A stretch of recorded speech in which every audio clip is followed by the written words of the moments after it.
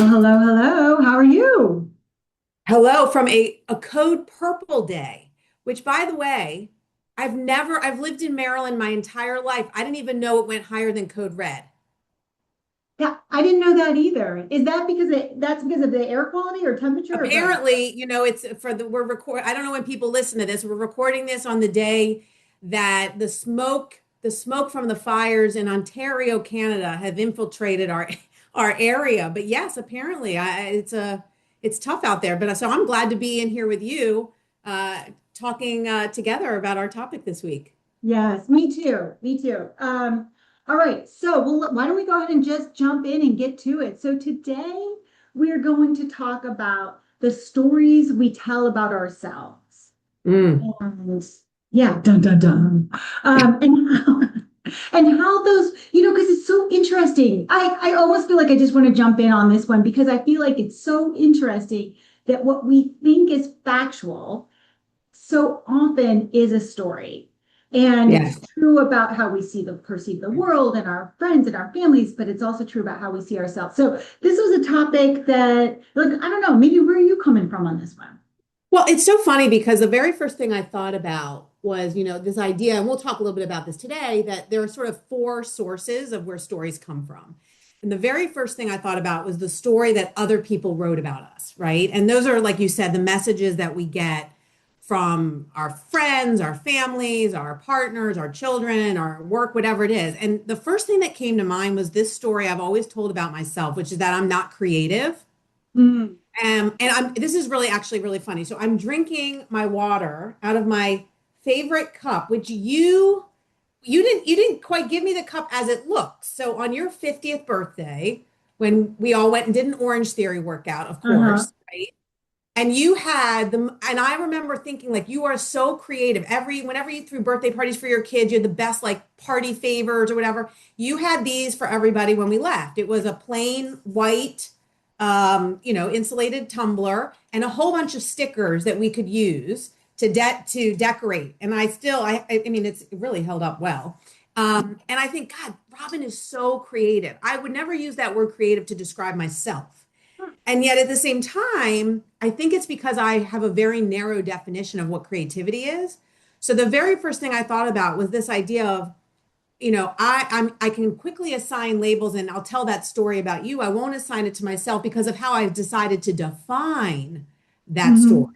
Hmm. I say, Hmm. well, I have bouts of creativity, but I think that was the first thing that came to mind. What about for Yeah. you? Yeah. Well, first of all, I'm so glad that you still have that cup. It's making me think I want to go back and put stickers all over mine too. You are so right. And I would immediately take issue with that story you're telling yourself about you not being creative, because I would say maybe I have a broader definition of what that is, and we could argue about that. And Right. maybe we can in this call. But it's interesting because that can be a way to get some awareness about what those stories are, because we can say them in passing. It's so casual, like, well, this is a fact, I'm not creative. And then if other people are like, wait a second, like that's not true at all, it could be a signal that you're telling a story. I feel like I feel like I have so many of those. I'll pick one that I think you might actually agree with, which is I'm always late. Oh, I knew you were going to say, I knew you were going to say that story, but you have been doing so well with being on time that I don't know if you can tell it anymore. Well, it is, yes, I think there was a very long time where it was so true. That was factual. And I mean, that's one of those stories that, like, time can be measured, and we can say, like, if the meetup time was 2 o'clock, that 2:12 is officially late for that. Even it doesn't matter if my car is pulling into the parking garage. I am still not at the table yet. So yeah, but that's definitely a story I tell But about you know what? myself. You're good at giving status updates. So I feel like that's helped because like the being late is we used to joke like you're going to be late for your funeral, but it was like sort of like it was like a the you'd say like I'm on this road or like I'm pulling into parking. I'm looking for a spot. It'd be like so I feel like that sort of made it feel like you were less late, like because like we sort of knew what you were up to. Right. But I think you're always on time for the things that are like the most important, right? But to me also, I feel like we're all just a little bit late sometimes for certain things, but I think sometimes in some ways, some of these stories like we latch onto with sometimes with affection, right? Because to me, that's like a fun, like that's Like a fun way of cuddling. like, right, Yeah. like teasing you. Like, Yeah. it's like when you roll in late, we're always like, on Right. brand, Right. but it's not like a negative thing. Right. And so I think even like when I remember when we were in high school and like you were in art class and like, you did all, and I was like, God, I would never take art class. Like I'm not a good drawer, so it's like one of these things where I think sometimes we tell these stories because we have a measure of what that label looks like that we don't feel we measure up to. And so like I might be creative in my own. I mean, obviously, I write a newsletter, we have a podcast, like I create things, but I have decided that, to be considered a creative, you have to sort of check these boxes and you check them and I don't. And so you're allowed that label and I'm not. And so I think that's sort of where I go with the stories that, we sort of adopt. Yeah. But no one's ever said to me, you're not a creative person. I've just sort of like absorbed that in my own way. Yeah. Yeah. And and without taking a minute to reflect on that and acknowledge like that is a story, those are beliefs that can inform our decisions and really have like a tremendous impact on the choices we make in our life. So I Yeah. think the idea here and why I think we wanted to talk about this today was not that stories are bad or good. There's no judgment call here, but having some awareness and the ability to choose intentionally is, I think it's empowering.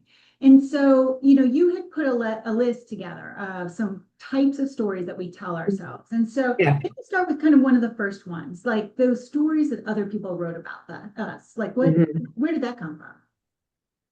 Yeah, I mean, I think and I'm going to sort of lean into the work realm part of this. I think when you think about all the ways in which you get feedback in your career, whether it be, feedback associated with performance standards that you're supposed to meet as part of your job, or, feedback on projects that you've completed, or feedback from the people that you've supervised or that you've worked with, sometimes when you start to see a pattern in that, you allow that truth to become your story. And so, I think the story that other people wrote about us always has a bit of truth to it. And to your point, it depends on how you act upon it. I love to tell this story. When I was in kindergarten, my kindergarten teacher, Jeff Martinez, he told my mother at our kindergarten parent teacher conference that my favorite thing to do was to finish my work quickly and then go around and help everybody else finish theirs. And to me, I thought, oh my God, I'm exactly the person that I've always been. And I think when I was 5, that was sort of a way of saying, I was a bit precocious. As an adult, I think it's sort of said it's the spirit with which I try to like lead and do my work. I like to I'm quick, I'm responsive. But I also find when you talk about the stories other people wrote about us, you have to decide whether you think that story is a positive or negative, Hmm. right? And so when I think about this idea of like being, doing things quickly, I have decided to adopt that as a positive attribute. Now, there are negatives to being quick. I'm quick to respond. I'm quick to email. I'm quick to raise my hand. I'm quick to volunteer, all those things. I've decided that that's a positive story, but I could very easily have looked at it as a negative and retreated and withdrawn and said less and made myself smaller. So to me, that first example of like the stories that other people wrote about us, to your point, it's up to us to decide how we want to like manifest that in a positive or a negative way. Right, right. Yeah, no, I totally agree. And I would say it takes a little bit of um, unconditioning because I think Mm. so many of us are, well, maybe it's more of our generation, but you're kind of conditioned early on to be respectful of a hierarchy of somebody in a certain Right. position or of a certain education, and we're kind of I love my parents dearly, as you know. I think they're tremendous people, but I very distinctly remember being like in my 30s and realizing they didn't know everything. And I was like, oh my gosh, like this is like they're just humans, like and they Right. just have, gaps in knowledge and flaws just like the rest of us. But um, so that ability to uh think critically or challenge some of the messages that we're getting from other people is so valuable, but I also know that it's hard and it takes a little bit of some unlearning that we had Yeah. on to be able to do it. Yeah. Well, I think about your TED talk that you gave, which I love, which was I think about like how you thought you were a bad manager, right? Oh, yeah. And I just think about sort of that idea also of like how you took that like sort of surprising story that it wasn't like when you were in the midst of it, you were like, oh, I'm a bad manager. It was like at the end of something, you were like, oh, wait a minute, this people did not experience me the way that I wanted them to. And sort of how you turn those stories and those experiences into something positive. I think the hard thing also is like when how you are showing up, whether it be in a relationship or at a personal thing or a work thing, if somebody's labeled you in a certain way and you don't agree with it, Mhm. what you do with that story, I think is also a really hard thing for people to wrestle with. And I know as you could do coaching with people and as I sort of mentor and support people, I always say like whether or not you think something is true, it's true for the person who has experienced it. And so you've got to decide whether you get stuck debating that story or just sort of taking it for what it is and sort of moving on. Yeah. Yeah. And so if I were going to think of like a baby step that somebody might take, that if Hmm. you suspect that there's some story that you have running in your head that may or may not be serving you right now that came from somebody else, I think the first step isn't there to like kind of go and confront that person or challenge it. But you could do certainly some personal reflection and look at ways that that story is showing up for you. And it might be Right. in a work setting, but that might sometimes we port those stories over to other aspects of our life and just doing some reflection on that. And then there is always a choice that we can make about like whether or not we want to keep going with it because it's working for you, Right. or toss it out and adopt a new story. So Absolutely. this next one is super interesting to me. This next one that you've identified, the story we wrote to survive. We wrote about ourselves Mm. to survive. Yeah, I mean, this goes back to our conversation for this episode two about, sort of the whole thing about midlife. But I think about there, and you and I again, oldest daughter, you know, sort of we could do a whole episode on oldest daughter. Um, but the story of the high achiever. Um, I think for me, one of the stories, is I don't know who I am if I'm not accomplishing something, right? And so for me, that story was very helpful in a period of survival and growth, right? So being someone who's very accomplishment focused helped me get multiple degrees, helped me sort of progress in my career. I think it sort of served me in terms of helping me, become successful, whatever that means. I, you know, I, I don't know now today if that story still serves me. And what I mean by that is so, that sort of survival story, that hard work, that achievement, that accomplishment story, when I'm trying to sort of simplify my life, and I mean that sort of broadly speaking, but I'm at this point in my life where I want to sort of be deeply focused on a few things instead of, you know, surface level focused on all the things, which is sort of what that survival story is about, you know, I feel as a result like I have to earn rest, or I'm not allowed to slow down, or I have to keep going, and I'm supposed to do more and more and more and more. And so the story that I wrote to survive and flourish in the beginning of my career, I'm trying to sort of close that chapter now. And I'm not sure how to do it. Oh, What about interesting. you? Yeah. Well, I mean, the fact that, you have awareness around that this is no longer serving you, you want to adopt something else. But let's pause there for a second on, I'm not really sure how to do that. Mm. So talk to me just a little bit about like, what are some of the things you've tried or that you consider?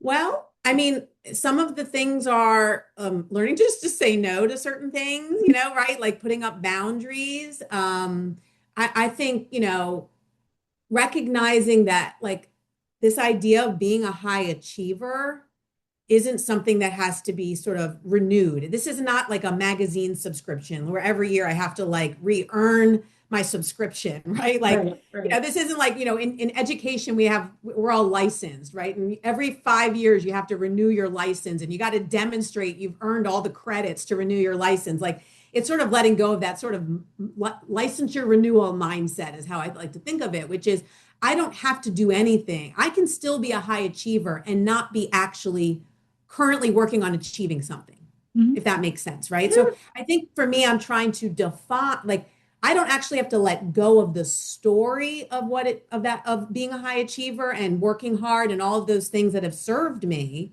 but I don't have to continue to sort of wear the badge by continuing to keep working. Yeah. And so I'm trying to focus on I'm trying to do the things I love deeply, but not keep doing more. And Yeah. that's sort of what I've been trying to do lately. Well, I look forward to having a front row seat watching you do that.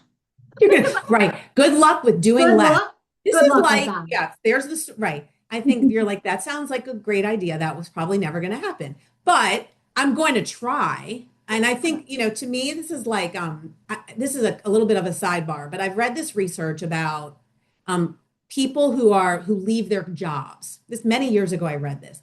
And one of the things they said was that people start to leave their jobs 2 to 4 years before they actually leave. And what they said is like the first thing is like you have an idea about maybe something else. And then the next thing is you start doing little things. So by the time you leave, you started leaving years before. Yeah. And I think of this in this same vein, which is like I'm at the point where I've at least articulated my interest. So maybe in like 2 to 4 years, I will have another story, but I don't suspect it will be immediate.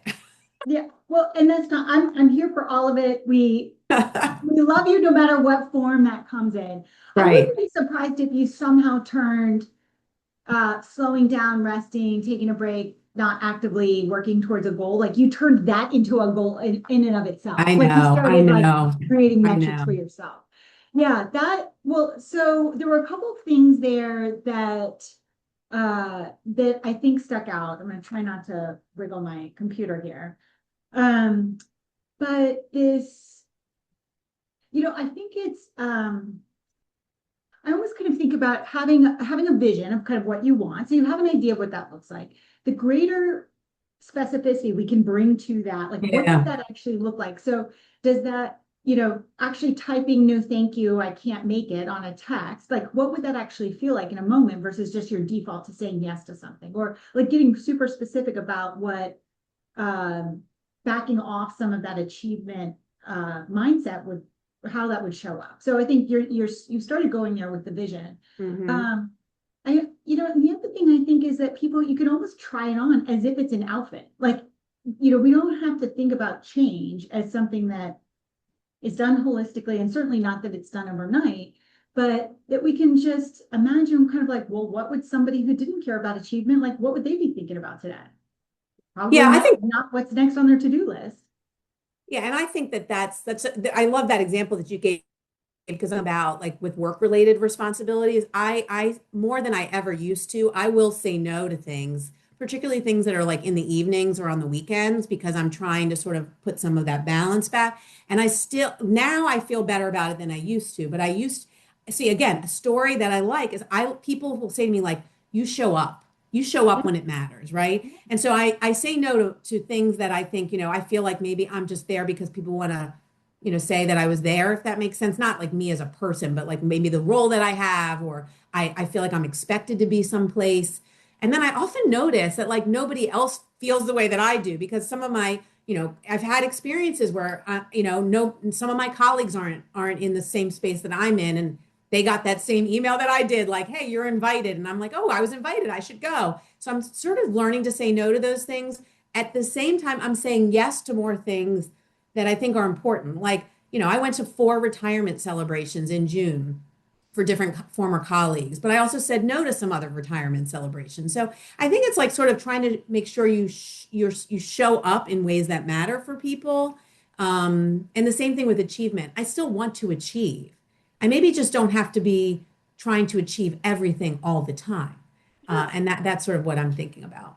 Yeah, I love it. Well, real quick before we move on to the next one, you just said something there that I think is just important to note, which is there are things that we do specifically because it'll feed a story we want someone else to have about us. Correct. And I very much remember when the kids were little, there was a new exhibit that opened down at the Smithsonian. It was all about the future. It was like Mm, featuring this future technology. And I saw somebody that I really respected post about it. She had gone to the opening. mm. And I was just so admiring. I'm like, oh my gosh, she got invited to this opening and it looks so cool. And da, da, da. So I packed my kids up. Like it was like a frigid like Sunday afternoon in January. Immediately drive downtown. Not so much because I was desperately needing to see this future technology on a Sunday afternoon, but I wanted a picture of my kids at the museum when it first opened. Oh, Because I wanted this story that like, you know, we were, doing things in the city and we were yeah, future looking and it was like, outside of like the norm of what everybody else was doing that day. So I wanted that. I wanted the picture.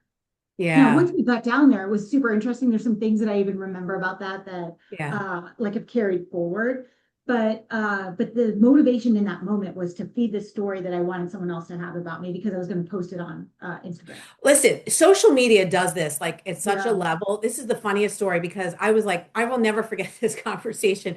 I was talking to my husband because I was like looking online, and I don't even, it might have even been your photos or someone else because you always did this wonderful annual ski trip with your family, like every February. I don't know if you're still doing it or not, but it was like, I think as your kids have gotten older, it's probably gotten harder to do it. But and I would like look, and everyone, it was like, I feel like everyone I knew was like taking these fantastic ski trips. Now, as you know, I used to ski. I was on the ski Yeah. club in high school. My father was on the ski patrol at Ski Liberty, up in Emmitsburg. So I did ski, but I'm not in a skiing family, right? We're a warm weather family, the Sergos.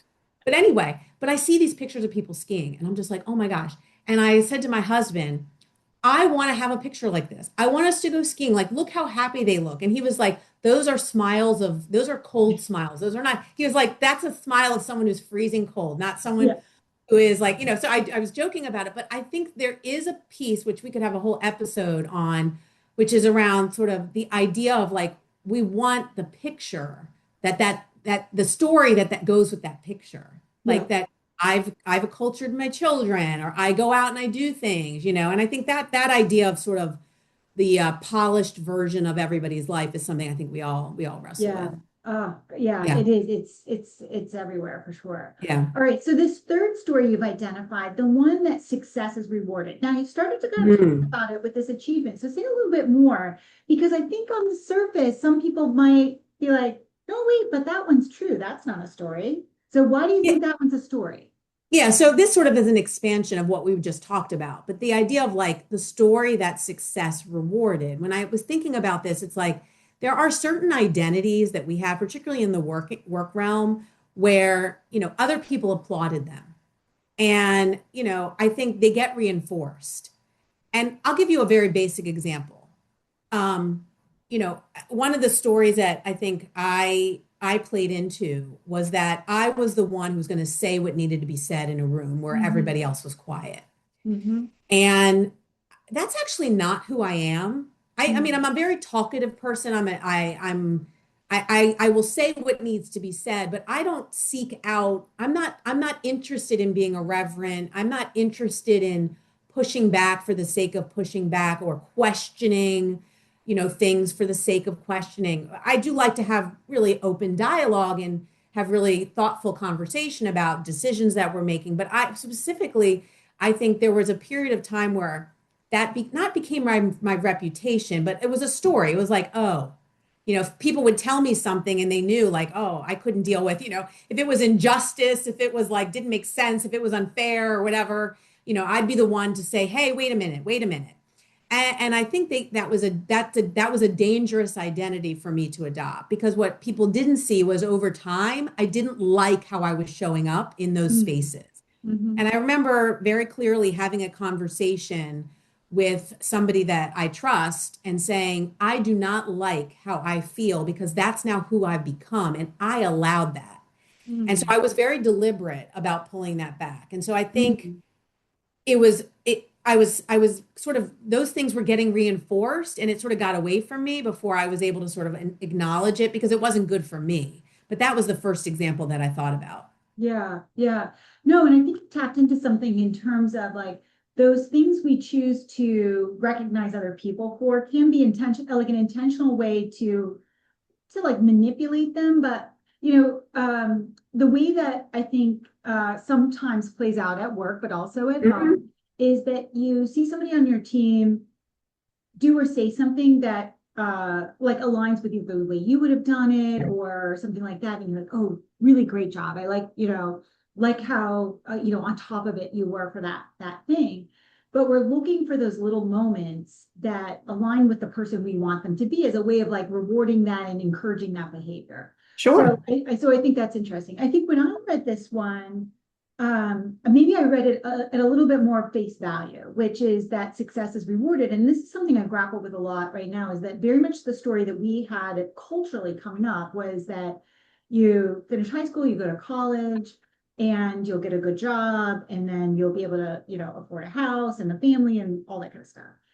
Increasingly, I feel skeptical of that story that we've been told because now it Mm. feels like the data around the return on that investment for college, for Mm. example, is not as clear as maybe as it Mm. was back like the way that we were raised. I'm very much, we grew up in a community where the expectation was that you go to college and and you go on to get a job, which is what we did. And I think a lot of people kind of did that same story. But now I think Mm. there's some really legitimate questioning going on about, is that the path to financial security or success, kind of like Mm. the other kind of economic things are going on. Yeah, I So mean, one of these things I think about a lot is in education specifically.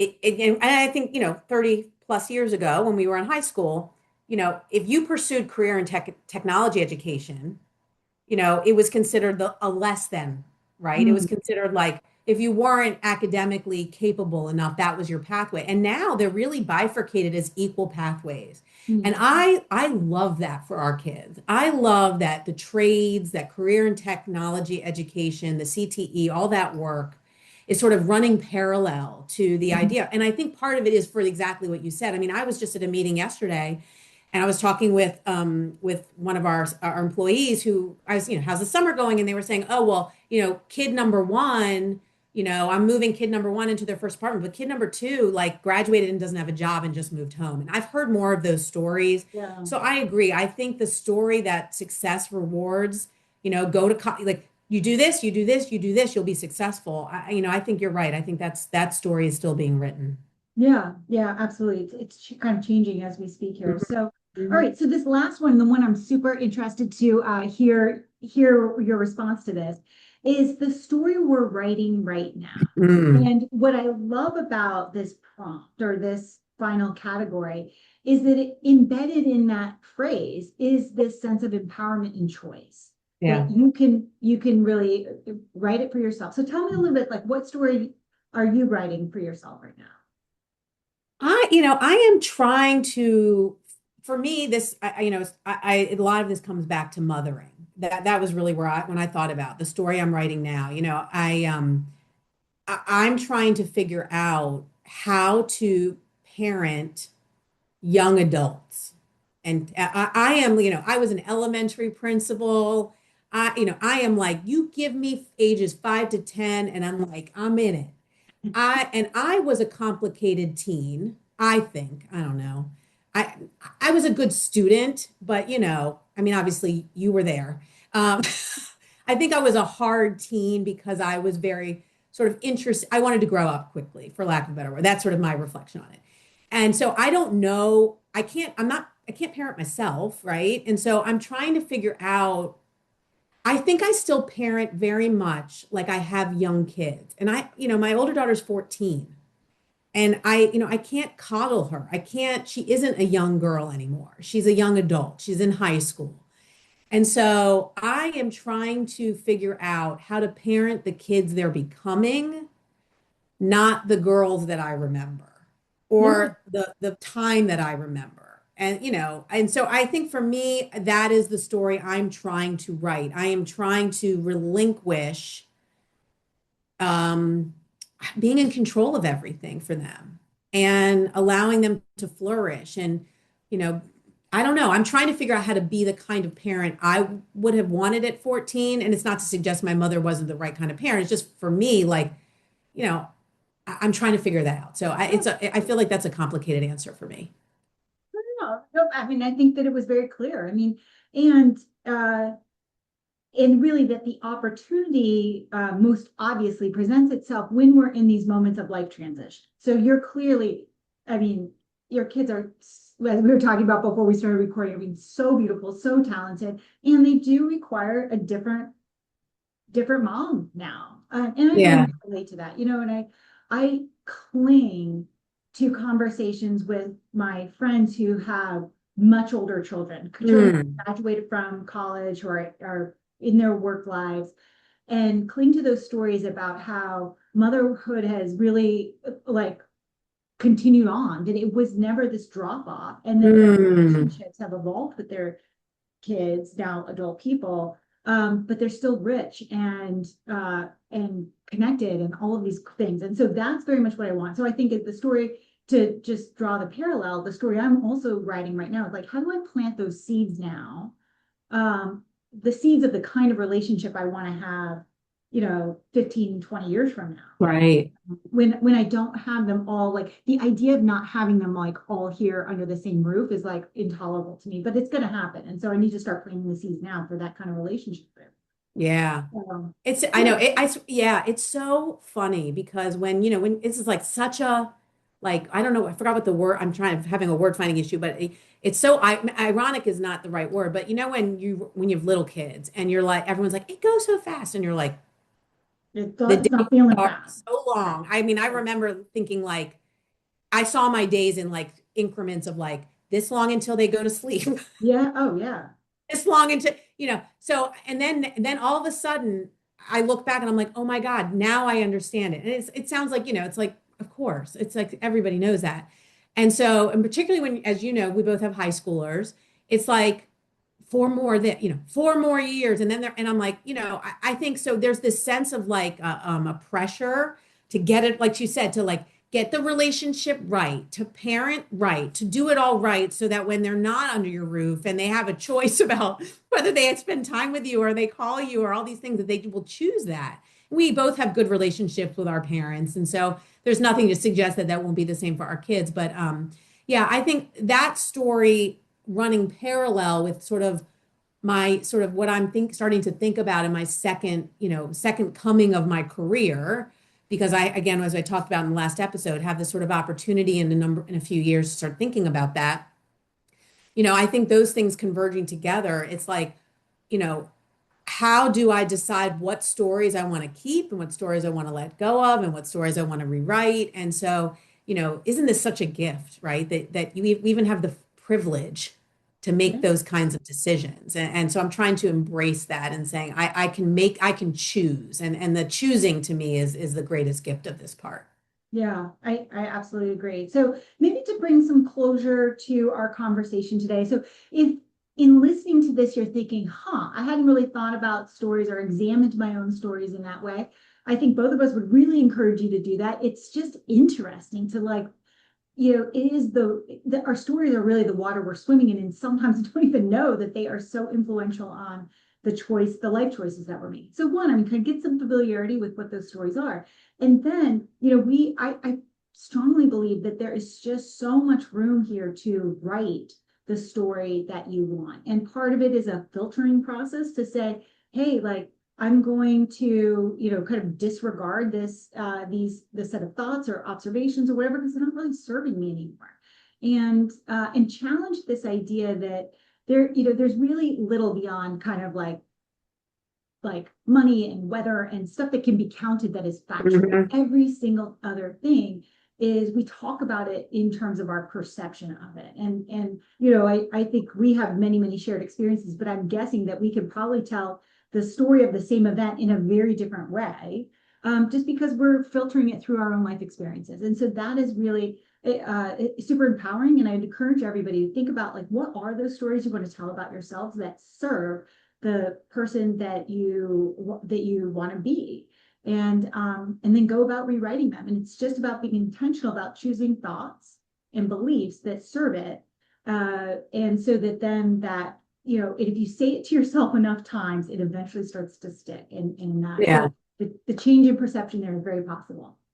Yeah. And I think, sort of your history is not your destiny. Oh And yeah. so, I think that there's always an opportunity to decide. If you were to sit down and, there's always this exercise about like, let me write 5 labels that I would use to describe myself. And if any one of those labels doesn't serve you or is something you want to change, you have this opportunity to stop introducing yourself as the old version of you, because Yeah. if and so I think there's such an opportunity to not be late anymore, right? Like you said, I don't like Only that story. sometimes late. Now I can be high and loud, but I'm only sometimes I late. don't think of you as a late person anymore. So, because it's sort of casually delayed is what I describe it. But Just like generally. I wouldn't even assign that label to you, right? And so I think there's this thing that's like it doesn't have to be a big like everything else. Nothing it doesn't have to be a big announcement. Right, that's It's true. it's it's just like, okay, I don't that story doesn't serve me anymore. I don't want to be the one who's always raising my hand in the room to say the thing. And so I'm not going to be that person anymore.